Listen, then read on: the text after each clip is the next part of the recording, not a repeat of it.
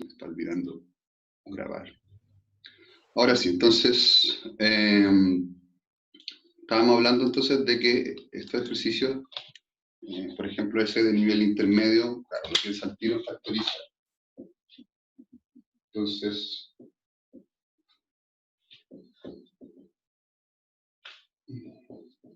como uno tiene factorización, tiene que buscar el factor común, o sea que en este caso, uno derechamente tiene que factorizar por el factorial menor. Entonces, en este caso, 10 factorial, partido por 10 factorial, entonces esto queda 11 menos 1, y este queda 11 más 1, se van los 10 factoriales, y queda 11 menos 1 partido en 11 más 1, que si no me equivoco, eso debería ser 5 sextos. Si no me equivoco.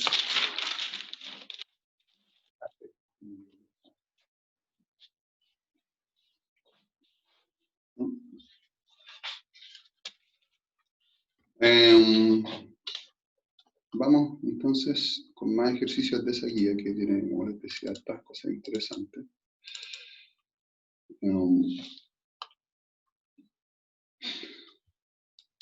Bueno, ese problema típico de dígitos, es muy probable que aparezca ejercicios así en la PTU.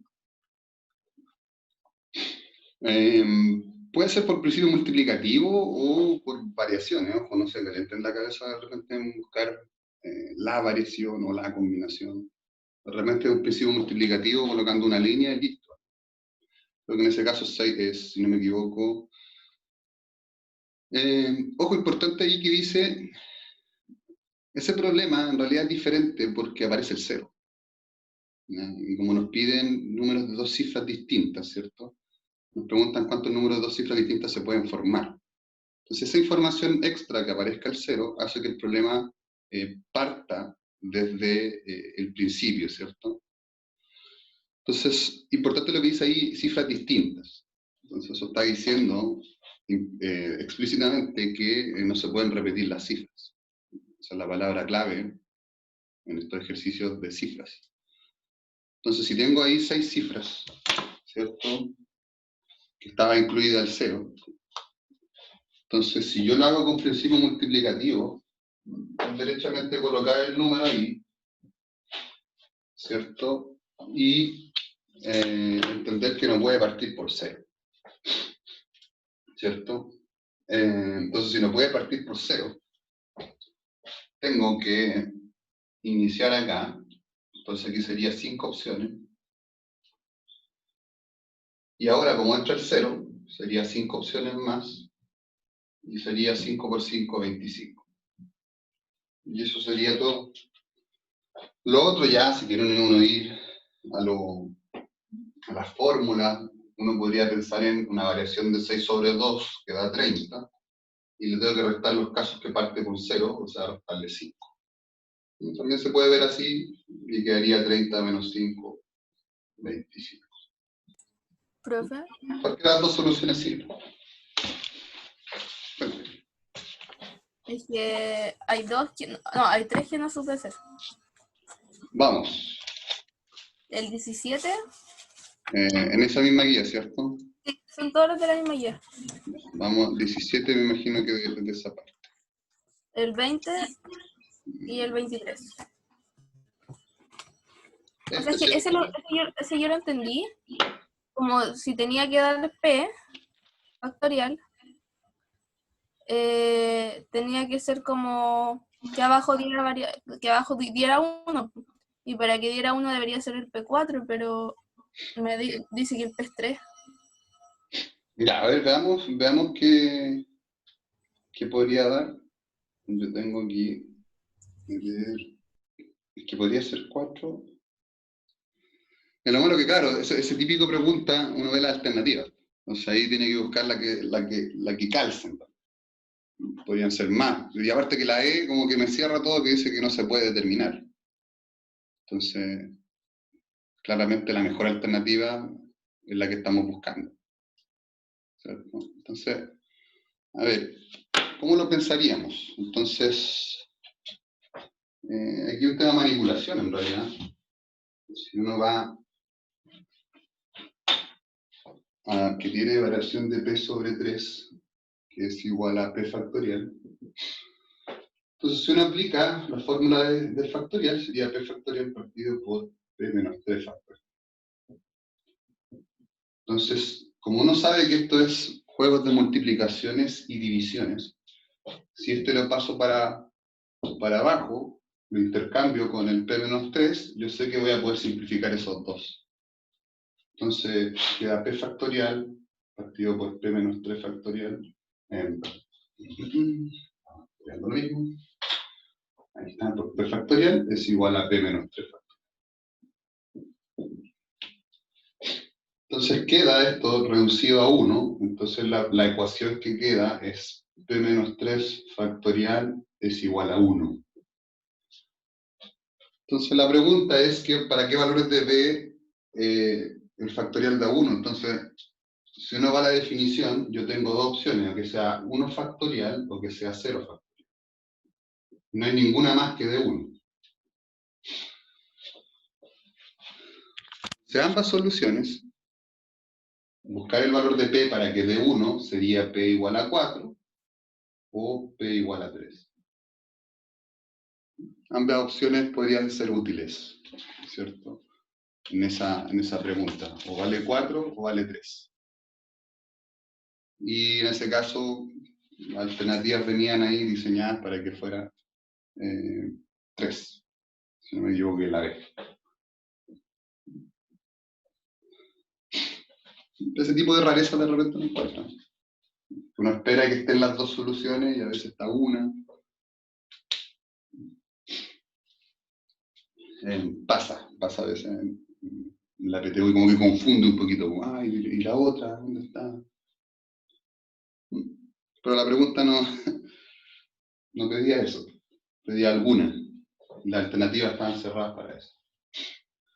¿Cuál más? ¿Seguimos? ¿Cuál era la 20? La 20. La 18 es interesante, la vamos a ver, puede ver. Esta pregunta que estamos viendo ahora en probabilidad, les cuento que lo vamos a volver a ver en algún momento. De hecho, el viernes pasado lo estábamos viendo con los terceros medios y aquí hablamos de la importancia de lo que es el triángulo Pascal, ya para experimentos. A ver, si uno va al triángulo de Pascal, a ver si lo podemos explicar rápidamente, porque si no puedo estar 10 minutos haciendo esto. Llegará el momento en que lo podamos compartir en una presentación que es mucho más agradable. Entonces, ojo, un detalle con esto que el triángulo de Pascal tiene muchas formas de verlo, desde el punto de vista del álgebra, desde el punto de vista de la combinatoria, que algo ya hemos dicho sobre eso, incluso desde el punto de vista de la probabilidad. Entonces, si dibujamos el triángulo de Pascal, vamos a tratar de darle harto margen.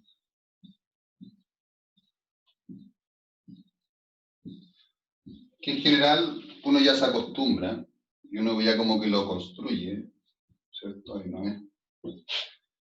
A ver. Bueno, esto sigue, pero es que quiero llegar a 5,1.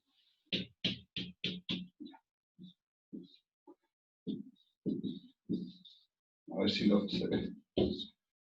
Ya. A ver si se ve. Me dice si hay problema con la luz. Entonces, el triángulo de Pascal, desde su construcción, revela, además, cómo se reparten los resultados en experimentos donde, al hacer el experimento, uno de ellos, hay dos opciones.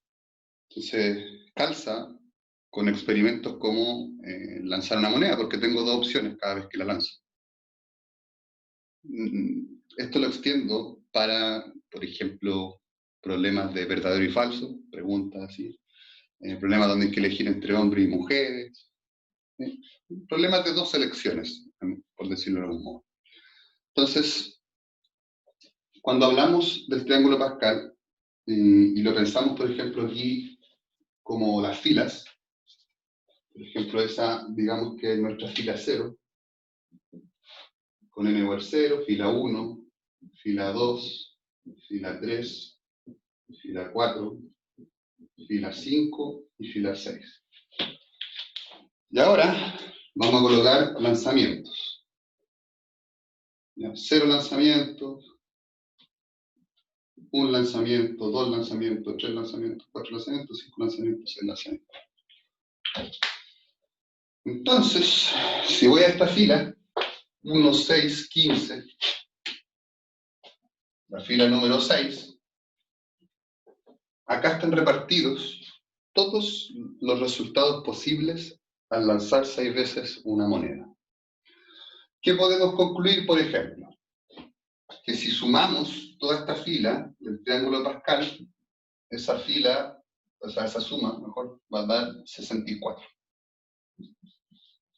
O sea, ahí están los 64 casos posibles.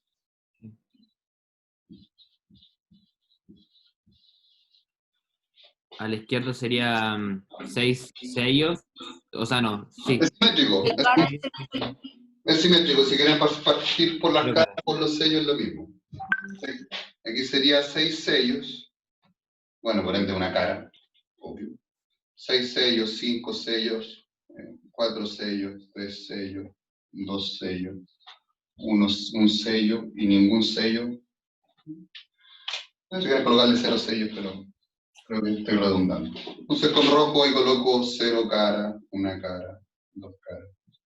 Da lo mismo como les digo por dónde empiezan, si van a llegar al mismo resultado.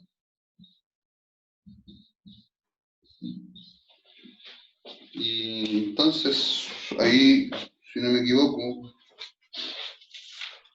daría, no me equivoco, daría 20, ¿no? ¿Cierto? 20. Caras 3 ceros. Ya, esa sería como la forma bonita, el triángulo Pascal, que bueno, que salió, ¿cierto? Ahí está. Ya, pero eso sería triángulo Pascal, ¿cierto? Y bonito verlo porque de repente para calcular probabilidades, si uno hubiese preguntado la probabilidad de sacar 3 caras al lanzarse moneda sería 20 de 64. Regla de Laplace. Entonces ahí podría uno calcular rápidamente. Ahora, construir todo esto, o sea, si uno lo hace de memoria, uno como que ya lo asume, hace el arbolito rápido, o derechamente uno va a la fila que uno sabe que corresponde con los lanzamientos y listo. Y uno ordena esto y eso en 1 o 2 minutos, incluso menos. Pero ahora viene, la pregunta es, bueno, ¿qué tiene que ver la combinatoria con esto? Hicimos un triángulo, en realidad. Y esto en realidad es 6 sobre 3 nomás. Es una combinación. Y eso da 20. Esa es la forma corta. Una combinación de 6 sobre 3. No, si de 6, ¿cierto? Quiero obtener 3. Si lanzo 6 veces la moneda y quiero obtener que 3 sean de un tipo. Listo. Ahí está la solución rápida. Y nada lo mismo. Entonces, como uno quiera ver, puede llegar a la respuesta. Ahora, si me hubiesen pedido algo más, quizá ahí hubiese tenido que hacer más combinaciones y cosas así. ¿Cuál más? Aquí, yo por aquí tengo una duda. Todavía no la puedo responder.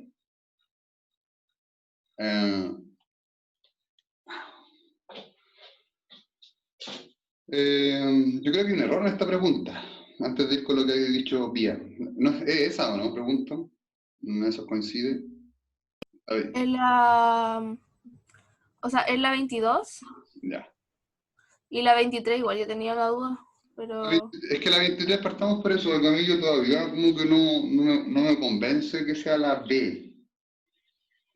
Porque claro, uno entiende que si tengo el número de sillas, dice, para determinar las maneras distintas que se pueden sentar 8 personas alrededor de una mesa, se debe conocer, no sé si hay algo de lectura, algo más de interpretación, pero digo ya, el número de sillas que tiene, claro, si lo pienso, claro, ahí tendría, pero quedo con la duda si es circular o cuadrada la mesa, como que ahí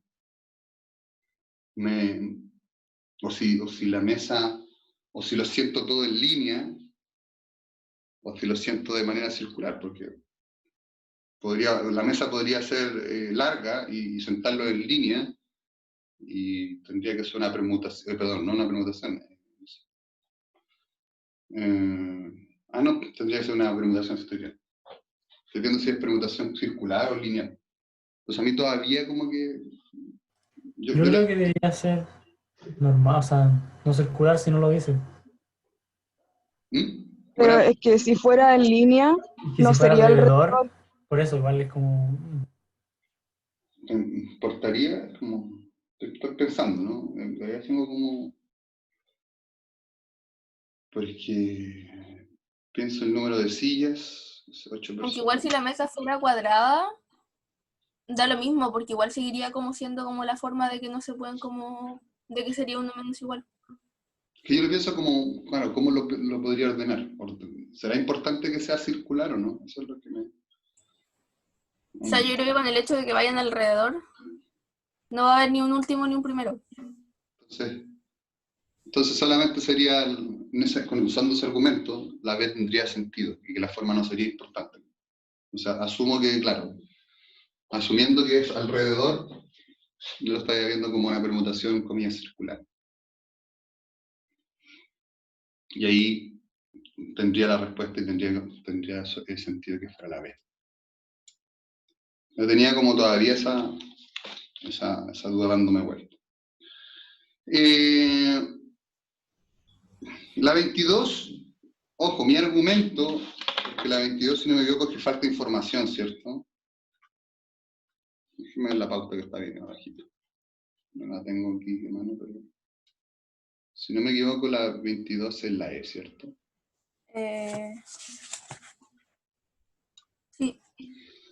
Yo creo que lo que le falta a esa pregunta, para poder responderla y que pudiese ser interpretada de dos formas distintas, es saber si una persona puede ganar 2 veces el mismo premio. Entonces, eso diferenciaría si es con repetición o sin repetición. Entonces, se puede saber el número de formas en que es posible repartir 2 premios en un grupo de personas si estamos formados por 2 hombres y 3 mujeres. O sea, los 2 premios, bueno, lo que dice ahí al final son 5 personas. Y como que el género no, a menos que pida algo específico, pero no, solamente está buscando el formato, el total. Entonces ahí sería, la 22 serían 5 personas, ¿cierto? Y los 2 premios son distintos. O sea, la pregunta es si sabemos si una persona puede ganar 2 veces el mismo premio, ¿cierto? O una vez el mismo premio, porque, claro, y los premios sean distintos también.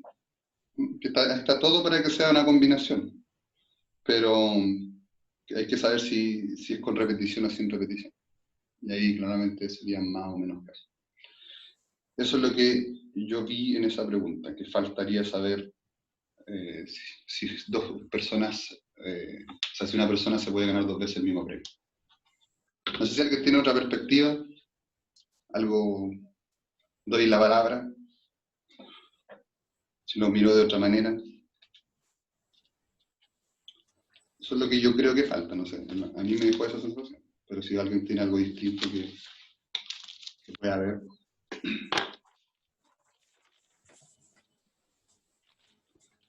Entonces, seguimos, ya que no escuchan, me esperan aquí. Seguimos en esa misma guía, ¿ya? A ver, Tengo ahí el chat. Espérenme. Ya. Sigamos en algunos ejercicios de la misma guía. Ejercicios interesantes que tiene, por ejemplo, el 18. El 18 dice ahí, ¿cuántas diagonales se pueden trazar en un decágono regular? Ojo, esa pregunta igual se podía haber hecho con la fórmula de las diagonales. Ahora, por lo menos, si ya no, derechamente no entendí la pregunta, haberlo hecho con la fórmula de las diagonales y haber visto cuál de las respuestas calzaba, ¿cierto?, con el resultado posible. Sería como una forma truculenta de responder esa pregunta. Pero cuando uno piensa, bueno, las diagonales están formadas por dos vértices, entonces claramente esa pregunta es una combinación de 10 sobre 2. Sí, perfecto. Pero cuando uno piensa, entonces, cuando estoy calculando las combinaciones de 10 sobre 2, son todas las líneas rectas que se pueden formar con los vértices. Pero tengo que sacarle, ¿cierto?, 10 que son los lados. Y ahí me quedo con las líneas que quedan, que se pueden formar con vértices no consecutivos, que son diagonales. Entonces tiene sentido eso, pero uno hubiese caído quizás fácilmente en la letra A, y vean que ahí está lista para que ustedes se equivoquen. Bueno, yo creo que varias veces van a escuchar eso, que hay preguntas, unas 5 o 10 preguntas en la PTU que vienen listas para que la letra A sea la incorrecta. Eso es súper típico del DEMPE. Seguimos. A ver. Tenía por aquí una pregunta súper interesante que era sobre las 8, si no me equivoco. Esta pregunta, súper simple, pero uno la puede interpretar de varias formas, porque hay mucha información ahí. Dice, en un bingo, cada cartón puede ser usado para 2 juegos. ¿De cuántas maneras se pueden repartir los 2 premios mayores si hay 10 cartones en total? Entonces, uno entiende que en realidad esto es un tema de elegir cartones. Simplemente en cada juego uno elige las posibilidades de elegir los cartones. Y ahí uno entenderá que el cartón elegido tendrá una utilidad que en este caso es repartir el premio. Entonces, si uno entiende que, por ejemplo, los premios no son nada relevantes, ¿ya?, que el orden de los premios no son importantes, uno entiende al final este problema, se puede interpretar como combinación incluso, o principio multiplicativo. No hay mucho más que decir, entonces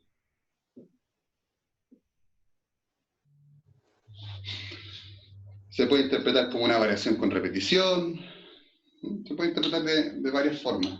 Entonces uno tiene el juego 1 y el juego 2. Y como dice que cada cartón puede ser utilizado 2 veces, entonces aquí tengo 10 cartones. En el juego 1, donde puedo ganar, donde el elegido va a ser el ganador, listo. Y acá tengo 10 cartones más, los mismos. Los mismos 10 cartones, entonces esto es 10 por 10, 100. Listo.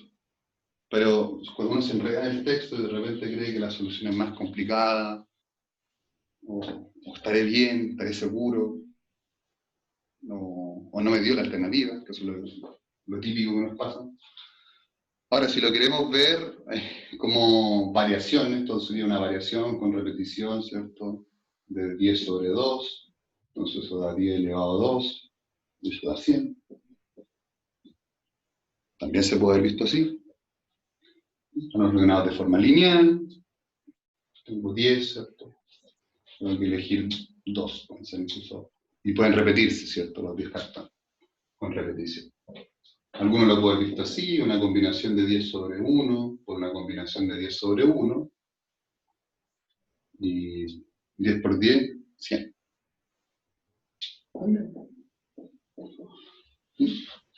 Pero es complicada esa parte, en ese sentido. Creo que no. Vamos a ir con la última pregunta de esta guía. Son preguntas distintas. Vamos a ir a la pregunta 10. Dice ahí, 7 libros, todos con tapas de distintos colores. Se deben ubicar uno al lado del otro en un estante. Entonces al tiro uno entiende que es un arreglo, ¿cierto?, lineal. Entonces seguramente esto es variación o permutación. Dice, si el libro de la tapa roja se debe ubicar en uno de los extremos, ¿de cuántas maneras pueden quedar los 3 primeros libros de izquierda a derecha? Entonces... C factorial más C factorial. ¿Cómo? Que se puede hacer con caja. ¿Cómo eso? Porque se puede dibujar los 7 castilleros 2 veces, por así decirlo. Perfecto. Y en uno coloca en la derecha el cuaderno rojo, el libro rojo, y después coloca en la izquierda el libro rojo. Y como es una o la otra, se coloca una O entre medio, entonces significa que se suman. Y después el otro lo va rellenando con los libros que le quedan. Sería 6, 4, 3, 2, 1. Entonces sería C factorial más C factorial. Creo. Cerca, pero bien pensado hasta una parte, parece. ¿Veamos? Entonces, pero entiendo el razonamiento y lo vamos a hacer ahí. A ver, un detallito. Siempre nos hablan del principio multiplicativo. De hecho, no sé, cuando yo vi combinatoria no me hablaron jamás del principio aditivo. Y el principio aditivo, como que a veces lo asumimos. El principio aditivo dice que si yo tengo 2 casos, o varios casos, y yo sé que esos casos son independientes, entonces, es lo que hablaba usted del U, del O. Entonces, imagínense, tengo 2 casos. Entonces, tengo 2 casos, caso 1, caso 2. De hecho, coloquémonos en palabras. Y yo sé que esos casos son independientes, no los puedo combinar. Si yo quiero ver cuántas selecciones tiene el caso 1, digamos que fuera N1, o opciones, ¿cierto? Y el caso 2 me da otras N2 opciones, el total sería la suma de ambas. Eso se llama principio aditivo. Y pareciera que muchas veces lo vamos aprendiendo en el camino. Aunque ahora lo han querido incluir bastante en la PTU, en los ensayos y todo, pero ese principio es súper importante, pero a veces ustedes no saben ni cuánto lo están usando. El logo, como decía José, que uno lo ve en conjuntos. Entonces, el primer caso fue lo que dijo José: ¿qué pasa si yo tuviera el orden lineal? Entonces tendría que dibujar ambos casos, ¿cierto? Entonces, en el primer caso, está el libro rojo. Entonces está el libro rojo en el extremo izquierdo, y vamos a ver el segundo caso en que el libro rojo está en el extremo derecho. Entonces la pregunta de cuántas formas se pueden ordenar los primeros 3 libros. En el caso 1, ahí están los 3 primeros libros. Como ya el primero está en rojo, entonces tengo una variación de 6 sobre 2. Y esa variación de 6 sobre 2 le va a dar 30. Y el segundo caso, si el libro rojo está al final, entonces para ver la forma en que puedo ordenar los primeros 3 libros, tengo 3 casilleros de un total de 6, o sea que es una variación de 6 sobre 3. Eso da 120. Y después lo sumo. Y ahí aplico el principio aditivo y eso da 150. Eso era. Nos reconectamos para la segunda parte. Nos vemos en un minutito.